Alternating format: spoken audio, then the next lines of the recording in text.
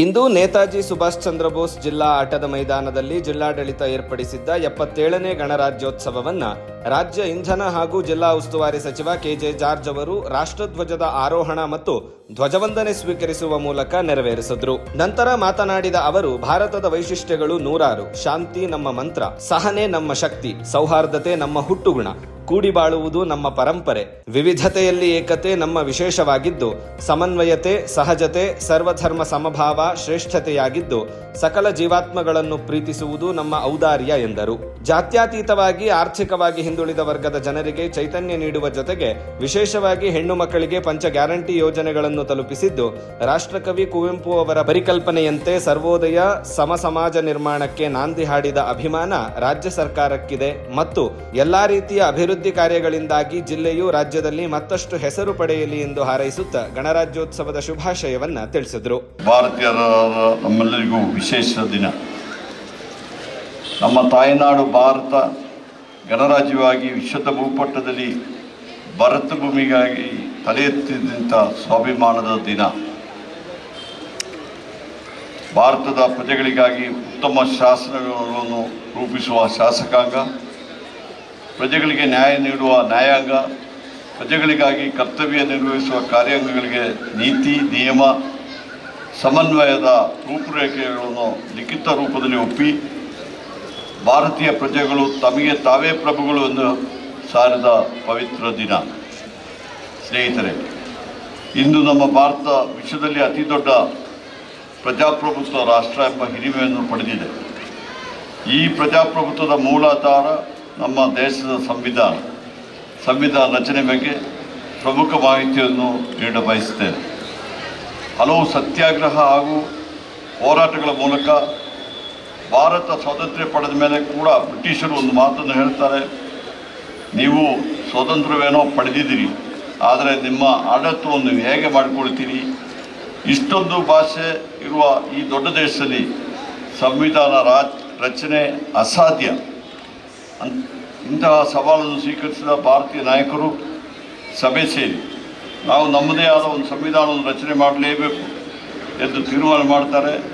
ಸಂವಿಧಾನದ ರಚನೆಗೆ ಇದ್ದ ಸಮಸ್ಯೆ ಎಂದರೆ ಆಗ ಇದ್ದ ರಾಜಪ್ರಭುತ್ವ, ಗಣರಾಜ್ಯ ವ್ಯವಸ್ಥೆಗೆ ಅಡೆಯಾಳು ಹಾಕುವ ಪರಿಸ್ಥಿತಿಯಂತಹ ಸಮಸ್ಯೆಗಳಿದ್ದರೂ ನಮ್ಮ ಎಲ್ಲ ಭಾರತೀಯ ನಾಯಕರ ಪ್ರಯತ್ನದಿಂದಾಗಿ ಡಾಕ್ಟರ್ BR ಅಂಬೇಡ್ಕರ್ ಅವರ ನೇತೃತ್ವದಲ್ಲಿ ಸಂವಿಧಾನದ ಕರಡು ಸಮಿತಿ ರಚನೆ ಆಯಿತು.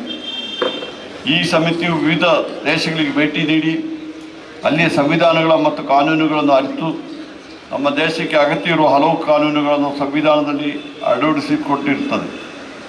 ಕರಡು ರಚನಾ ಸಮಿತಿಯ ತಜ್ಞರು ಸದಸ್ಯರು ಸುಮಾರು 2 ವರ್ಷ 11 ತಿಂಗಳು 18 ದಿನಗಳ ಕಾಲ ಶ್ರಮಿಸಿ ಸಿದ್ಧಪಡಿಸಿದ ಸಂವಿಧಾನ ನಮ್ಮದು.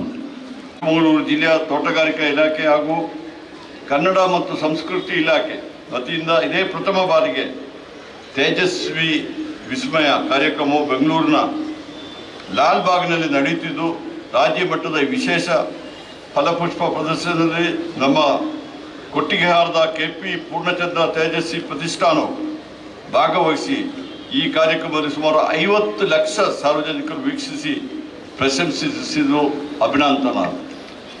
ಮಹಿಳೆಯರ ಮತ್ತು ಮಕ್ಕಳ ರಕ್ಷಣೆಗೆ ಮಾನ್ಯ ಮುಖ್ಯಮಂತ್ರಿಗಳು ದಿನಾಂಕ 28/11/25ರಂದು ರಾಜ್ಯದಾದ್ಯಂತ ಅಕ್ಕಪಡೆಗೆ ಚಾಲನೆ ನೀಡಿದ್ದು, ನಮ್ಮ ಜಿಲ್ಲೆಯಲ್ಲಿಯೂ ಸಹ ಚಾಲನೆ ನೀಡಲಾಗಿದೆ.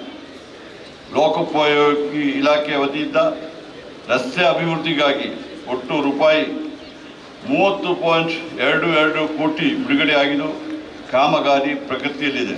ಶೃಂಗೇರಿಯಲ್ಲಿ 100 ಹಾಸಿಗೆಗಳ ಸಾರ್ವಜನಿಕ ಆಸ್ಪತ್ರೆಯನ್ನು ಮೇಲ್ದರ್ಜೆಗೇರಿಸಲು ಕ್ರಮ ವಹಿಸಲಾಗುತ್ತದೆ.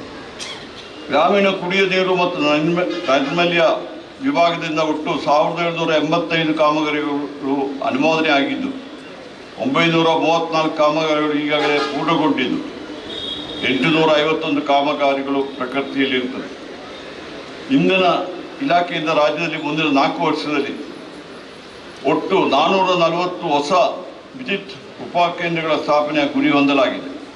ಜಿಲ್ಲೆಯ ಕಡೂರು ತಾಲೂಕು ಚೌಳಹಿರಿಯೂರು ಕೆ ಬಸವನಹಳ್ಳಿಯಲ್ಲಿ 110 kV ನೂತನ ವಿದ್ಯುತ್ ಉಪಕೇಂದ್ರ ನಿರ್ಮಿಸಲು ರೂಪಾಯಿ 54.62 ಕೋಟಿ ವೆಚ್ಚದಲ್ಲಿ ಆದೇಶ ನೀಡಲಾಗಿದ್ದು, ಯಲಗೊಂಡನಹಳ್ಳಿ 110 kV ವಿದ್ಯುತ್ ಉಪಕೇಂದ್ರವನ್ನು ರೂಪಾಯಿ 34.15 ಕೋಟಿ ವೆಚ್ಚದಲ್ಲಿ ಸ್ಥಾಪಿಸಲು ಟೆಂಡರ್ ಪ್ರಕ್ರಿಯೆ ಜಾರಿಯಲ್ಲಿದೆ.